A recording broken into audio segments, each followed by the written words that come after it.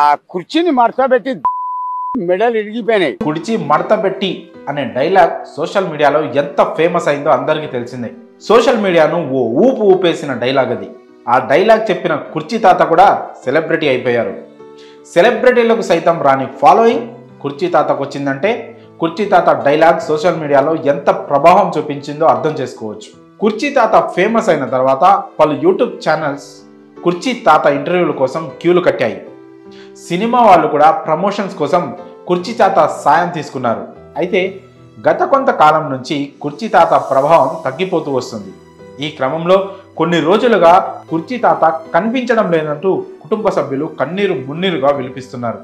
దాదాపు 7 రోజుల నుంచి కుర్చీ తాత ఆచూకీ లభించడం లేదని ఓ యూట్యూబ్ ఛానల్ ద్వారా కుర్చీ తాత భార్య, కూతురు వెల్లడించారు.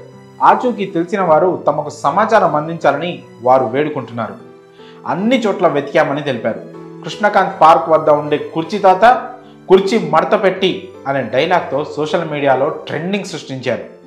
యువతకు ఆ డైలాగ్ విపరీతంగా నచ్చడంతో సోషల్ మీడియాలో భారీ ఫాలోయింగ్ను సంపాదించుకున్నారు కుర్చీ తాత. కుర్చీ మడతపెట్టి అనే డైలాగ్తో కుర్చీ తాత జీవితం పూర్తిగా మారిపోయిందని చెప్పాలి. ఇదే అదునుగా భావించిన పలు యూట్యూబ్ ఛానల్స్ కుర్చీ తాత ఇంటర్వ్యూల కోసం ఎగబడ్డాయి. ఈ కారణంతో సోషల్ మీడియాలో మరింత ప్రాచుర్యం లభించింది కుర్చీ తాత అలియాస్ కాలాపాషాకి. అయితే తాజాగా కుర్చీ తాత కనిపించడం లేదనే విషయం హాట్ టాపిక్గా మారింది.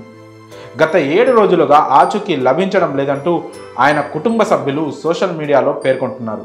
అన్ని చోట్ల వెతికామని ఎక్కడా జాడ దొరకలేదని వారు కన్నీటి పర్యంతమవుతున్నారు. కృష్ణకాంత్ పార్క్ వద్ద ఉండే స్థానికులను కూడా సమాచారం అడిగి తెలుసుకున్నామని, గత 7 రోజుల నుంచి ఆయన ఇక్కడ కనిపించడం లేదంటూ వారు తెలిపారన్నట్టు కుటుంబ సభ్యులు పేర్కొన్నారు.